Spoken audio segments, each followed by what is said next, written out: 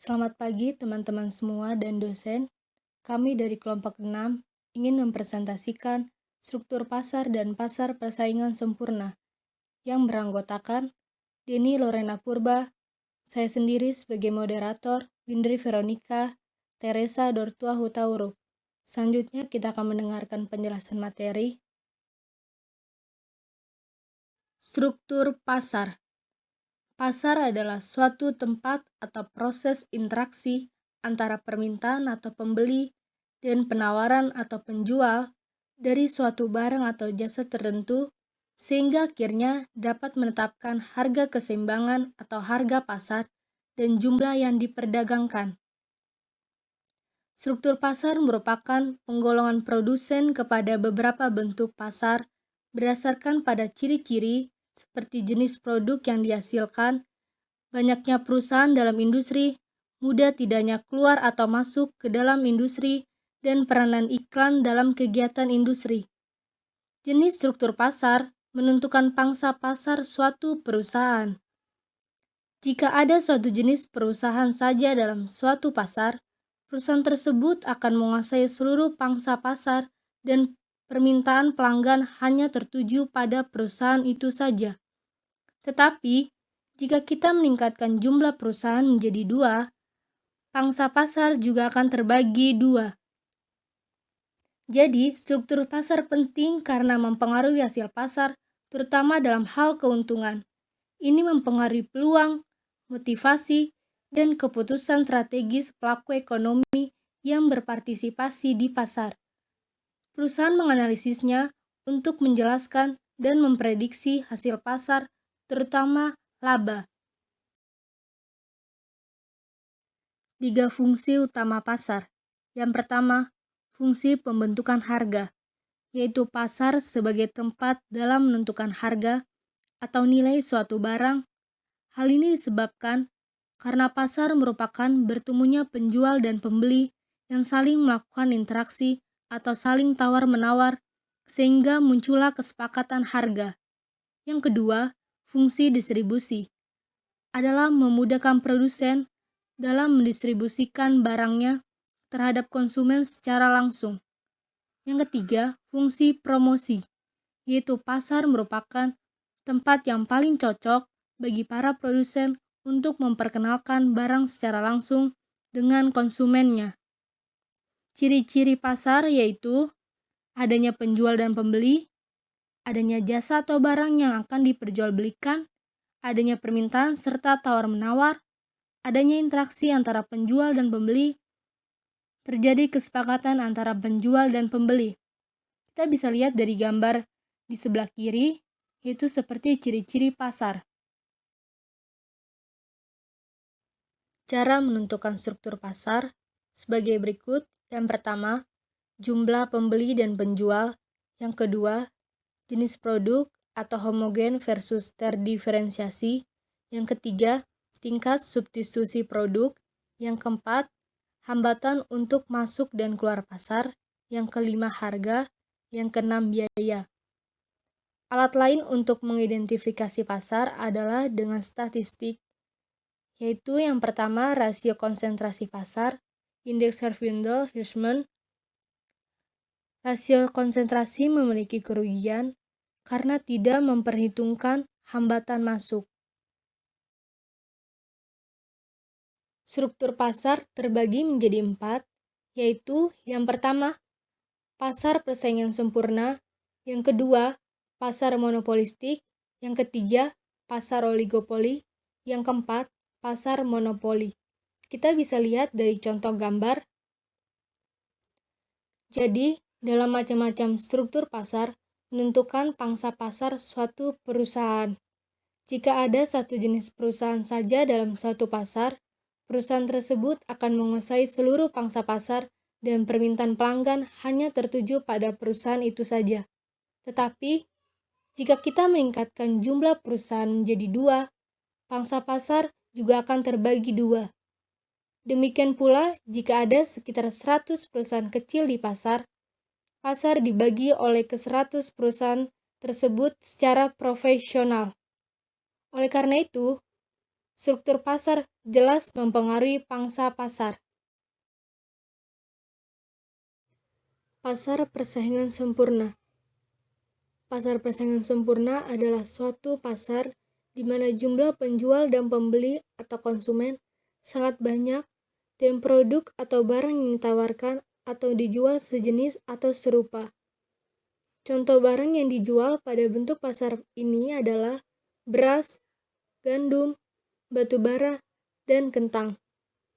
Dalam pasar persaingan sempurna, penjual dan pembeli sama sekali tidak mempunyai kemampuan untuk mempengaruhi harga pasar karena sudah ada ikatan batin bahwa antara penjual dan pembeli mengetahui struktur dan informasi yang ada di dalam pasar persaingan sempurna. Kita bisa lihat dari contoh gambar pasar persaingan sempurna. Ciri-ciri pasar persaingan sempurna yaitu A. Banyak penjual dan pembeli. Artinya adalah interaksi antara penjual dan pembeli dianggap sebagai pengikut harga atau price taker yang menyebabkan harga di pasar ini bersifat datum atau harganya tetap berapapun jumlah barang yang dijual. Karena mekanisme pasar yang menentukan harganya melalui interaksi antara kekuatan permintaan dan penawaran di masyarakat. Yang B. Kebebasan untuk membuka dan menutup perusahaan, free entry and free exit. Artinya adalah tidak terdapat suatu hambatan apabila suatu perusahaan ingin memulai sebuah bisnis baru jika dianggapnya menguntungkan dan menutup usahanya jika ternyata merugikan. Yang C. Barang bersifat homogen. Artinya adalah perusahaan menghasilkan barang di mana barang tersebut merupakan pengganti yang sempurna terhadap barang yang diproduksi oleh perusahaan lain dalam semua aspek, sehingga produk identik, sama atau tidak bisa dibedakan. Yang D. Penjual dan pembeli memiliki pengetahuan yang sempurna tentang pasar. Artinya adalah penjual dan pembeli sangat mengetahui betul tentang keadaan pasar dalam hal tingkat harga yang berlaku di pasar dan meliputi setiap perubahannya. Yang terakhir yang E, perpindahan sumber ekonomi cukup sempurna. Maksudnya adalah tidak ada kesulitan sedikit pun jika sumber daya atau faktor produksi ingin dipindahkan dari suatu tempat ke tempat lainnya. Kelebihan pasar persaingan sempurna, yang pertama, harga tidak ditentukan oleh suatu penjual atau pembeli. Yang kedua, tidak memerlukan iklan. Dengan sifat homogen di pasar persaingan sempurna, maka pemasangan iklan sama sekali tidak dibutuhkan karena barang yang dijual belikan sama. Yang ketiga, mampu mendorong efisiensi dalam produksi dengan jumlah produsen atau penjual yang banyak, maka produsen akan berlomba-lomba untuk meningkatkan mutu barang yang dijual. Selanjutnya, kekurangan pasar persaingan sempurna yaitu yang pertama, pekerja menerima upah atau gaji rendah dengan laba secukupnya. Produsen tidak bisa memberikan upah tinggi kepada pekerjaannya. Yang kedua, tidak ada dana untuk penelitian dan pengembangan produk dengan laba secukupnya, membuat produsen kurang melakukan penelitian untuk berinovasi. Yang ketiga, terbatasnya kebebasan memilih bagi pembeli dengan jenis barang yang dijual hanya satu, membuat konsumen tidak bisa memilih barang sesuai dengan selera dan tingkat pendapatan mereka masing-masing. Hambatan untuk pasar persaingan sempurna. Banyak industri juga memiliki hambatan yang signifikan untuk masuk, seperti biaya startup yang tinggi, atau kita bisa lihat dalam industri manufaktur, otomotif, atau peraturan pemerintah yang ketat, atau seperti yang terlihat dalam industri utilitas yang membatasi kemampuan perusahaan untuk masuk dan keluar dari industri tersebut. Ada rintangan signifikan yang mencegah pasar persaingan sempurna muncul dalam perekonomian saat ini. Industri pertanian mungkin paling dekat dengan menunjukkan pasar persaingan sempurna karena ditandai oleh banyak produsen kecil yang hampir tidak memiliki kemampuan untuk mengubah harga jual produk mereka. Para pembeli komersial komoditas pertanian umumnya sangat terinformasi, dan meskipun produksi pertanian melibatkan beberapa hambatan untuk masuk, tidak terlalu sulit untuk memasuki pasar sebagai produsen. Pemikiran para ekonom tentang pasar persaingan sempurna. Tidak ada ekonom yang percaya bahwa pasar persaingan sempurna adalah perwakilan dari dunia nyata. Sangat sedikit yang percaya bahwa pasar persaingan sempurna dapat dicapai. Perdebatan nyata di antara para ekonom adalah apakah pasar persaingan sempurna harus dianggap sebagai tolok ukur teoritis untuk pasar real. Ekonom neoklasik berpendapat bahwa persaingan sempurna dapat bermanfaat, dan sebagian besar analisis mereka berasal dari prinsip-prinsipnya. Banyak aliran pemikiran kecil lainnya tidak setuju. Pemenang Nobel F.A. Hayek berpendapat bahwa pasar persaingan sempurna tidak memiliki klaim yang disebut kompetisi. Dia menunjukkan bahwa model tersebut menghapus semua aktivitas kompetitif dan mengurangi semua pembeli dan penjual menjadi pembeli harga yang tak ada bandingnya. Maka, dalam menjalani dunia usaha, kita memang dituntut untuk menjadi rasional namun tetap profesional. Misalnya dalam perkembangan teknologi seperti sekarang, kita dituntut untuk serba cepat dan tepat, termaksud dalam pencatatan keuangan dan pemantauan stok. Prinsip-prinsip pasar persaingan sempurna. Prinsip dasar profit maximization dari segi output ialah selama tambahan revenue dari ekspansi perusahaan atau marginal cost, perusahaan tetap ekspansi menambah produksi. Perusahaan tidak akan menambah produksi bila marginal cost dari ekspansi lebih besar dibandingkan dengan marginal revenue dari ekspansi. Profit adalah selisih antara revenue dan biaya. Untuk profit maximization dari segi penggunaan input, selama kenaikan penggunaan input atau faktor produksi dalam proses produksi menambah revenue lebih besar dari cost, kenaikan tersebut akan menambah profit perusahaan.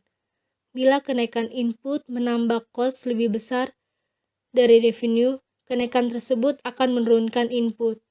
Jadi, perusahaan akan memilih tingkat penggunaan input di mana tambahan revenue akibat tambahan satu unit input atau marginal revenue product sama dengan tambahan biaya akibat tambahan satu unit input atau marginal factor cost, karena pada persaingan sempurna harga ditetapkan pasar.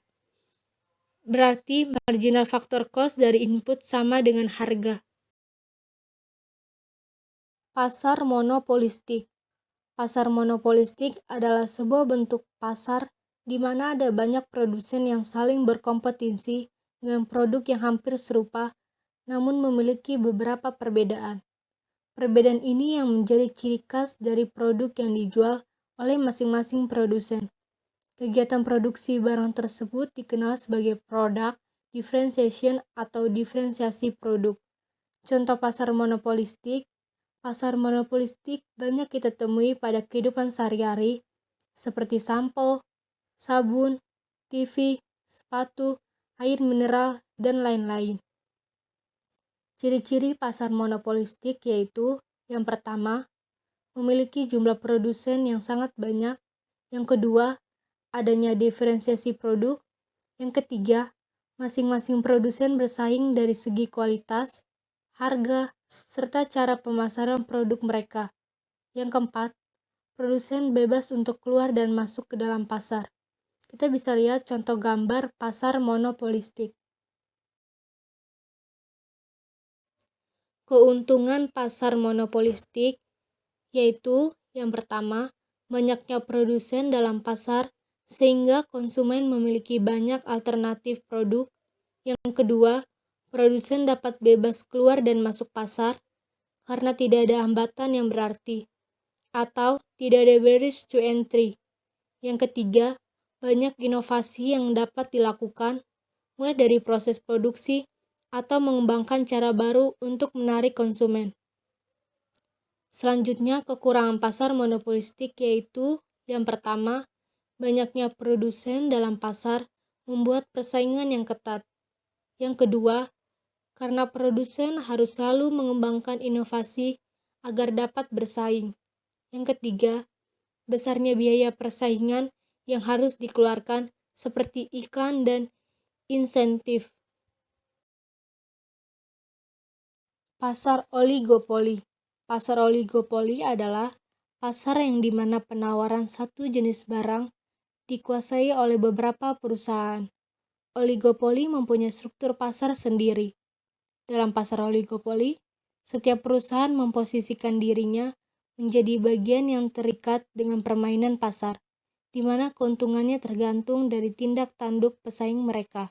Pada umumnya, struktur pasar oligopoli terbentuk pada industri-industri yang mempunyai kapital intensif yang tinggi seperti contoh industri mobil, semen, dan kertas. Ciri-ciri pasar oligopoli yaitu yang pertama, terdapat beberapa produsen yang menguasai pasar. Yang kedua, produk yang diperjualbelikan bisa homogen atau berbeda corak. Yang ketiga, seperti produsen ataupun perusahaan cenderung untuk memberlakukan harga pasar yang umum. Yang keempat, terdapat kepemimpinan harga, price leader, atau perusahaan atau produsen terbesar. Kita bisa lihat dari contoh gambar pasar oligopoli.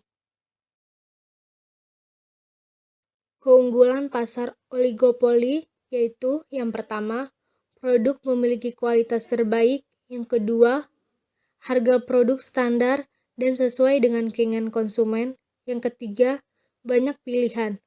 Selanjutnya, kelemahan pasar oligopoli yaitu yang pertama, produsen baru sulit untuk masuk. Yang kedua, peranan produsen yang berkuasa akan sangat mempengaruhi pasar. Yang ketiga, banyak modal untuk iklan. Pasar monopoli. Pasar monopoli adalah suatu bentuk atau jenis pasar yang hanya terdapat satu kekuatan, penjual, atau satu perusahaan yang menguasai seluruh penawarannya. Beberapa contoh pasar monopoli yaitu perusahaan negara, perusahaan minyak bumi, gas alam, dan lainnya. Ciri-ciri pasar monopoli yaitu yang pertama, hanya terdapat satu penjual. Yang kedua, jenis barang yang diproduksi atau dijual tidak ada barang penggantinya, non-substitution yang mirip. Yang ketiga, pelaku pasar monopoli dapat menentukan harga barang sesuai keinginannya. Yang keempat, adanya hambatan, rintangan, atau barriers bagi perusahaan baru yang akan masuk ke dalam pasar monopoli. Kita bisa lihat dari contoh gambar pasar monopoli.